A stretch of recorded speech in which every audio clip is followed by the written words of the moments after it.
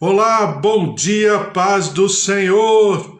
Que Deus te abençoe. Hoje, sexta-feira, dia 30 de abril de 2021. Último dia, última sexta-feira do mês de abril, né? Amanhã já começa um outro mês e a glória, a presença, o poder de Deus sempre estará sobre a tua vida, sobre a tua casa, sobre a tua família, em nome de Jesus. Estamos como quem sonha, porque grandes coisas o Senhor tem feito por nós e por isso nós estamos alegres. A glória, a presença, o poder, o mover do Senhor se derramando sobre a tua vida, a tua casa, a tua família, em nome de Jesus. Estamos lendo a palavra do Senhor todo dia, um pequeno trecho da palavra, nós vamos lendo de maneira linear, de maneira assim, por carreirinha, né? De maneira a lermos cada dia um pedacinho e pensarmos a respeito, depois falarmos a respeito um pouco sobre aquilo que a palavra está querendo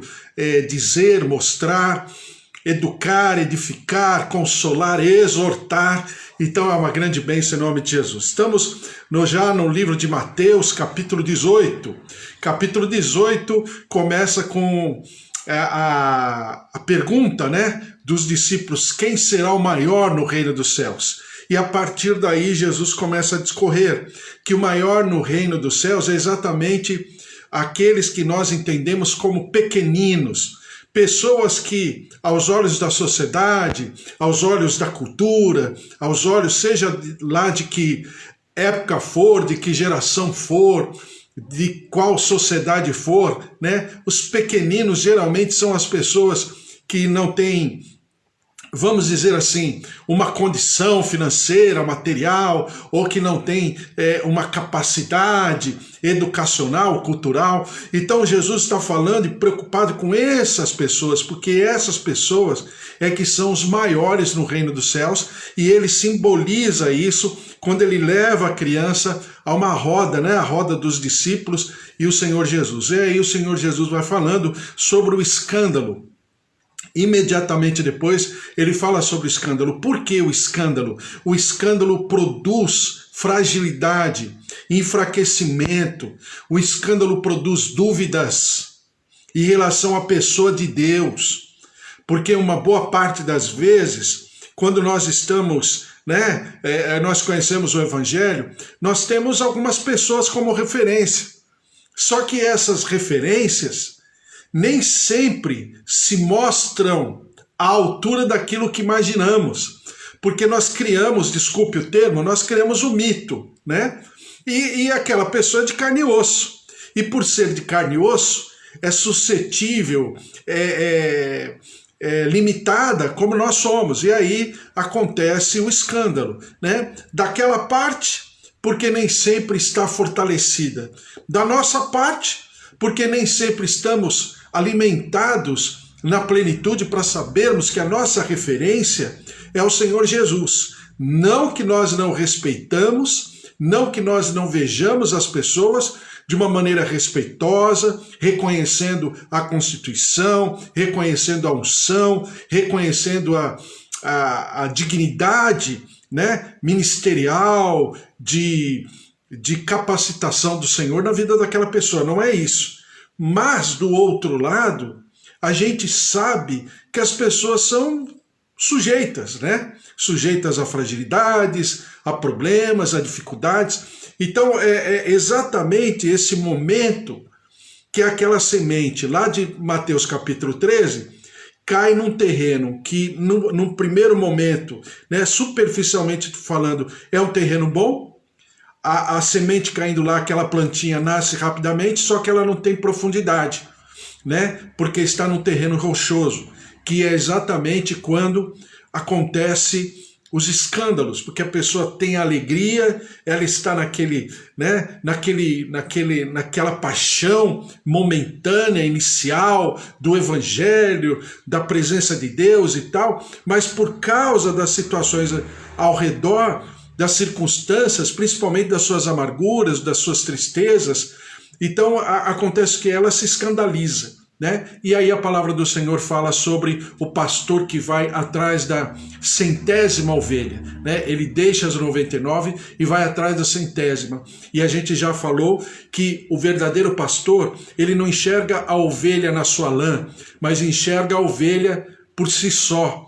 O pastor não está, em primeiro lugar, preocupado com a lã, mas sim com a ovelha, que é exatamente o que diz lá todo o capítulo de Ezequiel, capítulo 34, que fala exatamente sobre essa unção de pastor e quem é verdadeiramente um pastor, como que ele deve agir, como ele deve proceder, e nós, do outro lado, precisamos aferir se essa pessoa está sendo realmente um verdadeiro pastor, representando simbolicamente o pastor do Salmo 23. Depois a palavra do Senhor fala sobre o irmão culpado, aquele que teve um deslize, aquele que teve uma... Não é a questão do relacionamento, né? Isso é uma outra história, mas ele teve um deslize, ele teve um erro de conduta. Como deve agir? E aí Jesus fala de todos os procedimentos, como deve ser. E, por último, Pedro pergunta para Jesus, eu vou ler aqui, Mateus 18, versículo 21. Pedro, aproximando-se, lhe perguntou: Senhor, até quantas vezes meu irmão pecará contra mim, que eu lhe perdoe? Até 7 vezes? Respondeu-lhe Jesus: Não, te digo que até 7 vezes, mas até 70 vezes 7. Ou seja, 70 vezes 7, o número 7 é o número da perfeição, é o número de Deus na cultura hebraica. 70 vezes 7 significa algo eterno. Na lógica, né? Na cultura hebraica significa assim, agir como Deus age. Então, até quantas vezes? Perdoar de maneira eterna. Quando Jesus morre por nós na cruz do Calvário, ele nos perdoa de maneira eterna, infinita. Não tem mais tempo, não tem mais, né, pecadinho ou pecadão, como dizem, como os pastores no passado falavam, né? Por quê? Porque em tudo o Senhor Jesus nos perdoa. E ao mesmo tempo nós devemos reproduzir, não é produzir, é reproduzir exatamente aquilo que vivemos. Daí vem o sentido, eu falei para você, o sentido da generosidade. A generosidade na cultura hebraica significa justiça. Uma pessoa generosa não é uma pessoa altruísta, não é uma pessoa boazinha, não é uma pessoa caridosa que faz caridade. Uma pessoa generosa, aos olhos de Deus, é uma pessoa justa. Por que justa? Ela está tão somente reproduzindo aquilo que o Senhor produziu sobre ela. Se o Senhor a perdoou, ela tem que perdoar o seu par, né? É assim que acontece. Então isso é generosidade, na lógica bíblica. Depois diz assim, Mateus 18, 23, que aí Jesus termina essa parte com uma parábola. Mateus 18, 23 a 27 diz assim: Por isso o reino dos céus é semelhante a um rei que resolveu ajustar conta com seus servos. E passando a fazê-lo, trouxeram-lhe um que lhe devia 10.000 talentos. Não tendo ele, porém, com que pagar, ordenou o Senhor que fosse vendido ele, a mulher, os filhos e tudo quanto possuía, e que a dívida fosse paga. Então o servo, prostrando-se, reverente, rogou: Sê paciente comigo e tudo te pagarei. E o senhor daquele servo, compadecendo-se, mandou-o embora e perdoou-lhe a dívida. Saindo, porém, aquele servo encontrou um dos seus conservos que lhe devia 100 denários. E agarrando-o, sufocava, dizendo: Paga-me o que me deves. Então o seu conservo, caindo-lhe aos pés, lhe implorava: Sê paciente comigo e te pagarei. Ele, entretanto, não quis. Antes, indo-se, o lançou na prisão até que saldasse a dívida. Vendo seus companheiros o que se havia passado, entristeceram-se muito e foram relatar ao seu senhor tudo o que acontecera. Então, o seu senhor, chamando-o, lhe disse: Servo malvado, perdoei-te aquela dívida toda porque me suplicaste. Não devias tu igualmente compadecer-te do teu conservo, como também eu me compadeci de ti? Aí a palavra do Senhor diz assim, versículo 34. E indignando-se o seu senhor, o entregou aos verdugos, até que lhe pagasse toda a dívida. Assim também meu Pai Celeste vos fará, se do íntimo não perdoardes cada um ao seu irmão. Então o perdão, na lógica bíblica, é uma questão de sobrevivência, uma questão de saúde emocional, uma questão de saúde física e uma questão de saúde espiritual. Se eu não estiver, em dia com o meu termômetro, chamado termômetro do perdão, o pecado, do outro lado, o pecado da amargura, porque ter amargura é pecado, porque ter ressentimento aos olhos de Deus é pecado. Por que é pecado? Porque ele não tem relação a mim, porque ele me perdoou primeiro, eu não tenho direito. E aí o que Jesus faz? Jesus faz, ele conta uma parábola, que na nossa gramática chama de hipérbole, quer dizer, um exagero, alguma coisa superlativa várias vezes. Por quê? Porque esse rei estava cobrando uma dívida do seu servo, Esse rei estava cobrando uma dívida do seu servo, eu já falei para você ontem, aos olhos matemáticos, mais ou menos de 40 bilhões de reais. E ele perdoou a dívida. Quando chega esse servo, junto com o seu par, ou seja, uma pessoa que tem o seu mesmo nível, co-servo, junto com o seu co-servo, esse seu par, esse seu colega de trabalho, deve para ele pouco mais de 8 mil reais, sei lá, 10 mil reais. Ele foi perdoado numa dívida de 40 bilhões de reais. E aí, o seu par, o seu colega de trabalho, lhe deve 10 mil. E ele foi atrás da pessoa e abriu uma ação contra ele, foi na justiça, essa pessoa foi presa, e enquanto ela não pagasse tudo, ela não saiu da prisão. Quando seus colegas de trabalho ficaram sabendo, foram contar ao Senhor. O Senhor, sabendo disso, chama essa pessoa e falou assim, agora você vai me pagar. Porque você não tratou o teu amigo, o teu par, como eu te tratei, com a mesma misericórdia. Por que eu vou te perdoar? E não perdoou. Exatamente o Senhor Jesus colocando o perdão de Deus sob júdice. Por quê?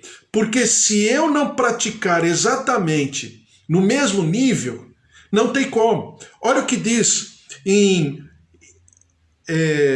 Romanos, deixa eu ver aqui, deixa eu procurar.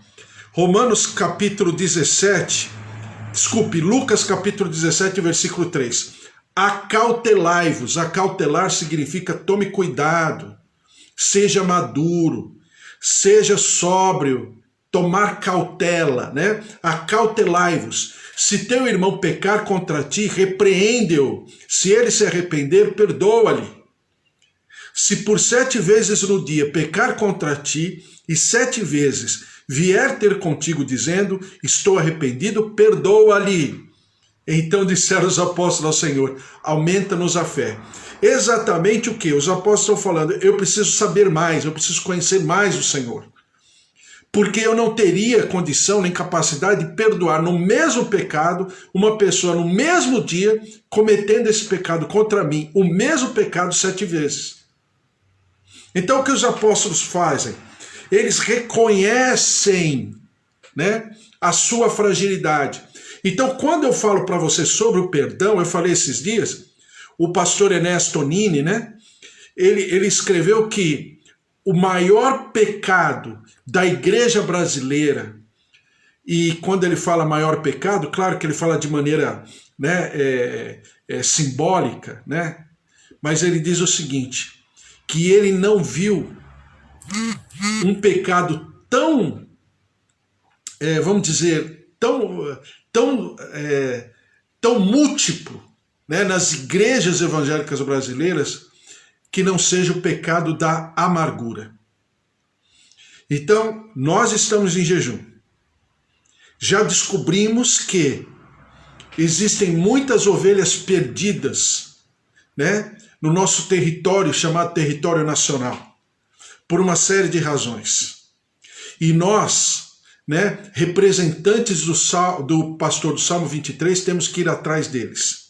Segundo pecado.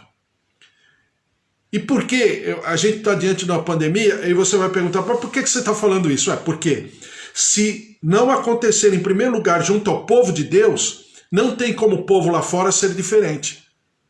Então o povo de Deus é quem estabelece, é quem cadencia, é quem estabelece essa lógica de perdão, de cura, de libertação junto a uma terra, a uma pátria.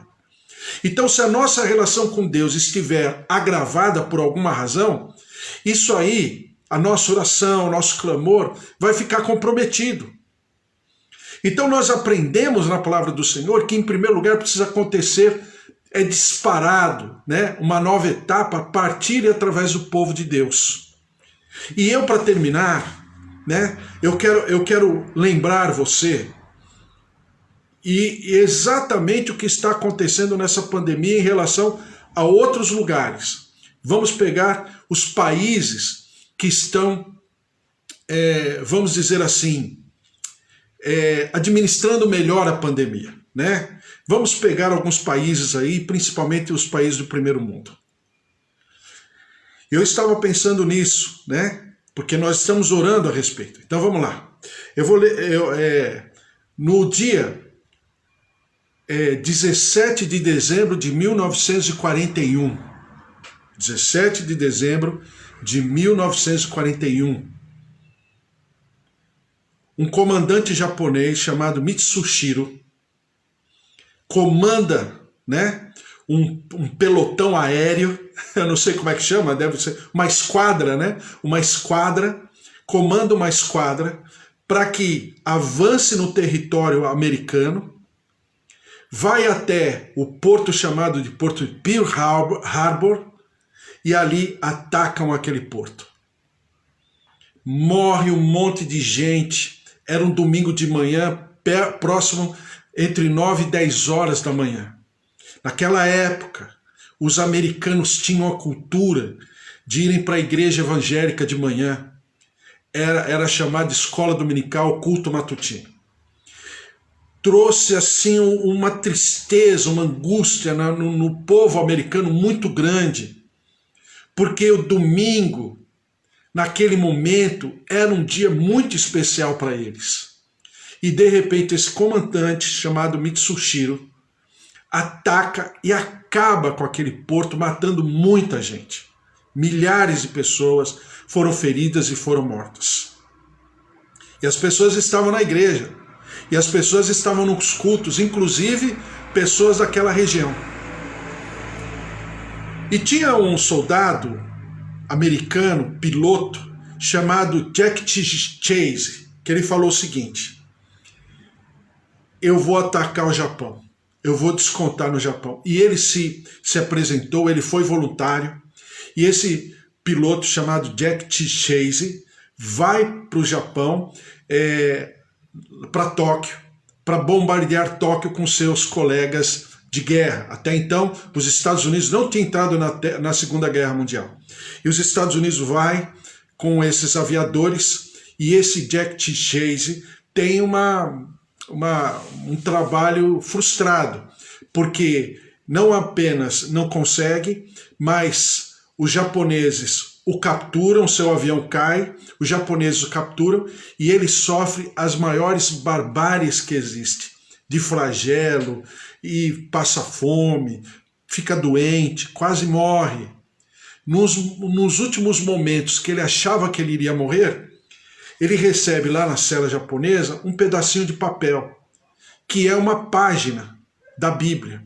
Ele lê aquela página e ali, naquela prisão, quase morrendo, ele se converte. Quando ele se converte, ele começa a orar e tudo, e de maneira milagrosa, o Senhor faz com que ele saia da prisão e ele volta para os Estados Unidos. Voltando para os Estados Unidos, agora ele tem uma coisa no coração. Ele quer voltar para Tóquio, mas não mais para bombardear, mas ele quer ir para pregar o Evangelho. Ele se transforma no missionário. E aí, depois de alguns anos, ele volta para o Japão, agora em Tóquio, e começa a pregar o Evangelho. Agora vamos voltar ao comandante Mitsushiro. No dia 8 de agosto de 1945, os americanos colocam 2 aviões, um para ir para Hiroshima, outro para Nagasaki, e ali eles, despejam a bomba atômica, e o Mitsushiro, que estaria no dia 8 de agosto em Hiroshima, ele, por uma situação de agenda, ele sai de Hiroshima no dia 7 de agosto. Então ele sai de Hiroshima no dia 7 de agosto, no dia 8 de agosto, exatamente um dia depois que ele deveria estar lá, ele não está. E a bomba cai e a gente sabe o que aconteceu com as bombas, as 2 bombas, atômicas, a primeira vez que a bomba atômica é usada e o que acontece com aquele lugar, com aquelas pessoas e tudo, tem as histórias contando. Então Mitsushiro fica com aquilo no coração.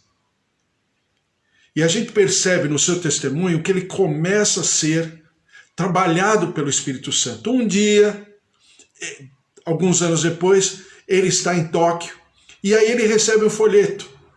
Que folheto é esse? Esse folheto é exatamente o testemunho de vida de Jack T. Chase, que ele também está na região, está pregando o evangelho, e aquele folheto fala exatamente sobre a sua história, de como ele conheceu, de como ele se converteu. Mitsushiro vai até lá e ouve o evangelho, e se converte também. Alguns anos depois, por incrível que pareça, os 2 estão na mesma plataforma, estão no mesmo palco. Mitsushiro e Jack T. Chase estão no mesmo lugar pregando o evangelho lá no Japão. Só o evangelho pode manifestar uma condição dessa. E outro filme que é um filme antigo que chama Refúgio Secreto, da experiência da Corinne T. Bull, é uma holandesa de família judia que perdeu toda a família nos campos de concentração, até que ela e Betsy, a sua irmã, também foram capturadas e vão para o campo de concentração. Chega no momento do campo de concentração que elas estão muito fracas, doentes, diz lá todo o filme, É um filme muito bonito, mas também que chama a atenção da gente por causa do testemunho dessa mulher. E aí ela, vem um soldado alemão, vê que a sua irmã e ela estão fracas. O soldado invoca com a sua irmã, começa a bater, até que a sua irmã morre, apanhando de um soldado alemão. Ela fica muito triste, ela fica com muita raiva. Mais tarde, ela se converte e ela começa a pregar o evangelho. Alguns anos depois, ela está pregando o evangelho por esses acidentes de percurso que só Deus pode explicar. Ela está pregando o evangelho na Alemanha. E quando ela está pregando o evangelho, quem entra ali, que ela vê entrando, ela pregando, sabe quem ela vê? Aquele soldado que matou a sua irmã, está lá na plateia. E ela diz no seu testemunho que ela sentiu o gosto de sangue na sua boca, aquele mesmo gosto que ela tinha no campo de concentração. Ela termina de pregar, ela fica meia abismada com aquela situação, que ela nunca poderia esperar uma coisa dessa. E de repente aquele homem, quando ela está lá na porta cumprimentando as pessoas, aquele homem vai cumprimentar ela. Quando ele vai cumprimentar ela, ela pega e fecha a mão e não quer cumprimentar. Imediatamente o Espírito Santo fala para ela assim: por que você não vai perdoar ele? Eu não te perdoei? Você não está aqui pregando o meu evangelho? Por que você tem essa...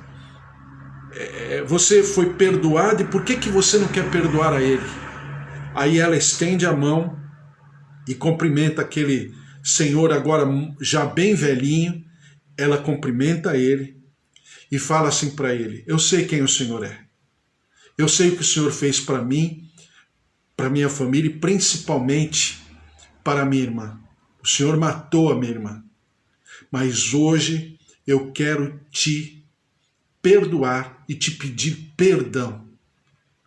Por tantos anos eu acumular uma vingança, um ressentimento na minha vida. hoje eu quero perdoar e te pedir perdão. E aquela mulher e aquele homem se abraçam e começam a chorar. Então, eu estou contando todas essas histórias. Me faltaria tempo para falar o que aconteceu, né? Mas já contei para você outro dia, da Inglaterra, que as irmãs da Inglaterra começaram a orar pelos seus filhos que estavam no campo de batalha, né? Na Segunda Guerra Mundial. E elas perceberam que elas deveriam orar pelos filhos das mães cristãs alemãs que também estavam na guerra. E elas começaram a orar pelas mães alemãs e pelos filhos das mães alemãs. Mas elas não sabiam, mas as mães alemãs que tinham seus filhos na guerra e que eram servas de Deus começaram também a orar. E quando, historicamente falando, o Terceiro Reich pega toda uma frota inteira de aviões de guerra, estão avançando no espaço aéreo de Londres, que seria a última resistência. A história já conta isso, né? Que os alemães tinham a faca e o queijo na mão, que eles iam vencer a Segunda Guerra Mundial. E essa batalha seria, né, a mais importante estrategicamente falando, porque entrar em Londres significava o quê? Entrar exatamente no quartel-general da Segunda Guerra Mundial. Porque se o americano tinha o dinheiro, tinha os pelotões, tinha toda a capacidade bélica militar, né? Os ingleses tinham mentoria, né? Na pessoa do Winston Churchill. Então, havia toda uma questão, né, muito séria naquela situação. E quando os aviões apontaram, eles dizem nos seus testemunhos pessoais, os pilotos, que eles viram uma frota inglesa muito grande. Alguns deles dizem que era como uma nuvem de gafanhotos. E aí eles vendo tudo aquilo, alguns deles vendo, desobedeceram os comandantes, começaram a voltar, porque eles falaram, nós não temos condição. E voltaram. Uns voltaram, outros voltaram. Quando eles viram, eles retrocederam. Mas sabe o que falam do lado inglês? Que não haviam aviões decolados, não tinha avião. Aonde estava essa nuvem? Até porque a esquadra inglesa não tinha tanto avião assim. E até hoje, eles não explicam, eles não conseguem entender que nuvem de aviões que era esse como gafanhotos. Então, o perdão, o clamor, cura uma vida, cura uma relação de marido e mulher, de pais e de filhos, né? De irmãos, numa mesma igreja, numa mesma comunidade, mas também cura um país, cura uma nação, restaura uma nação, fortifica uma nação. E eu poderia falar outras histórias, né? Do dia 24 de dezembro, desses anos de guerra, de Segunda Guerra, que os ingleses, né, os aliados começaram no lado da trincheira, começaram a cantar músicas evangélicas, do cancioneiro, né, evangélico mundial, músicas assim conhecidas, principalmente as músicas de Carlos Wesley, o irmão de John Wesley, né? E eles começaram a cantar aquelas músicas que são músicas natalinas. Os alemães do outro lado da trincheira também começaram a cantar, porque eles eram protestantes, de línguas diferentes, mas as músicas eram iguais. E eles começaram a cantar. E eles cantando começaram a chorar. E alguns deles saíram da trincheira, abraçaram os outros para desejar Feliz Natal. Mais tarde, agora esses homens, pais de famílias, até avós, se encontraram numa igreja e choraram copiosamente uns com os outros. Porque eles estavam ali como jovens, estavam seguindo ordens, mas eles não queriam estar lá. Eles estavam numa guerra. E eles choraram copiosamente, se abraçaram e comemoraram num culto ao Senhor, alemães e aliados, principalmente os ingleses, e ali eles serviram ao Senhor num culto que foi assim algo maravilhoso. Eu poderia falar um monte de coisa, muita coisa. Mas eu estou pegando exatamente esses acontecimentos que são de nações e que hoje demonstram, porque essas nações hoje, 70 anos depois, ainda têm um vigor, têm uma vitalidade, porque em momentos da sua história, essas pessoas oraram, clamaram, jejuaram, e o Senhor foi maior nas suas vidas. E nós, como povo brasileiro, precisamos dessa saúde a partir daqueles que temem ao Senhor. E isso precisa reproduzir um efeito, causar uma revolução. Não uma revolução de narrativas, não uma revolução de liberalistas ou progressistas contra conservadores, né? Não lulistas ou bolsonaristas, seja lá o que for, não. Mas homens e mulheres de Deus que clamam e se derramam, porque o nosso Brasil está doente, e não é por causa da pandemia. A pandemia nada mais é do que uma ferida, mas não é essa a questão. E nós, como igreja, precisamos entender isso. Então, quando nós falamos sobre o perdão, nós estamos falando da nossa própria vida. Lembre-se de Mateus capítulo 5 que nós lemos. Se você tiver alguma coisa contra o teu irmão, deixa a tua oferta lá. A oferta naquela época era o culto, né? O culto era só oferta. Não tinha toda a liturgia. Ou seja, deixa o teu culto ali, sobre a mesa. Vai, reconcilia-te com teu irmão, para que ele não se transforme em adversário. E para que ele não te entregue ao oficial de justiça, aos verdugos. Né? Uma questão espiritual, que é exatamente o que aconteceu com Caim e Abel, lá em Gênesis capítulo 4. Por que o Senhor não aceitou o culto de Caim? Porque havia uma intriga, havia uma vingança no coração de Caim em relação a Abel. Aquele culto não foi aceito, aquela oferta não foi aceita.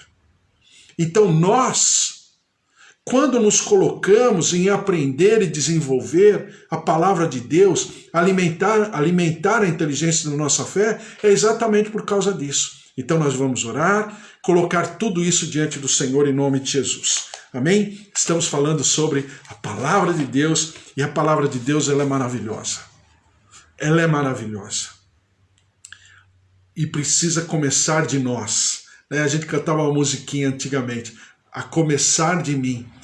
Quebra corações, para que sejamos todos um, como tu és em nós. Era essa musiquinha que a gente cantava quando era criança. Então tem que começar em mim. Não é no outro, é em mim. E esse sentimento precisa ser tão sincero, tão profundo, que esse sentimento possa contagiar e possa se distribuir, mais do que uma infecção, e possa contagiar vida, depois mais vidas, famílias e famílias, e isso vire um movimento nacional de comunhão, de cura, de quebra de resistência, quebra de amargura, quebra de ressentimento, em nome de Jesus. Lembre-se que toda revolução causada pelo Senhor na palavra de Deus vinha a partir de alguém que estava orando e clamando e pedindo perdão pela nação, em nome de Jesus. Amém? Glória a Deus. Glória a Deus, minha tia Alzira, minha tia Rosália, meus tios, primos, estou sempre orando pelo meu primo Alexandre, meus tios e filhos, netos, sobrinhos, né? E genros, noras, a glória, a presença, o poder, o mover do Senhor sobre cada um. Também a pastora Mara, que está aqui, o bispo Antônio, Valtir, Sueli Felintro, Elô, Wesley, filhos, familiares, meus pais, seu João, dona Dária, seu Toninho, dona Nadir. A glória, a presença, o poder do Senhor seja sobre a tua casa, tua família, em nome de Jesus. Vamos orar, colocar tudo diante do Senhor. Amanda, que está aqui também, em nome de Jesus. Rosa Araújo, o Senhor abençoe a todos vocês. A glória, a presença, o poder, o mover do Senhor. Fábio, Márcia, João, Roseli, Ângela. Vamos orar.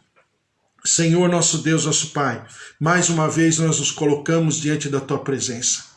E te clamamos, ó Deus, derrama-te sobre nós. Move-te, ó Deus, em nosso favor, e que nós carreguemos ó Deus, a profundidade dessa palavra, desse conceito tão caro ao Senhor, que é o conceito do perdão.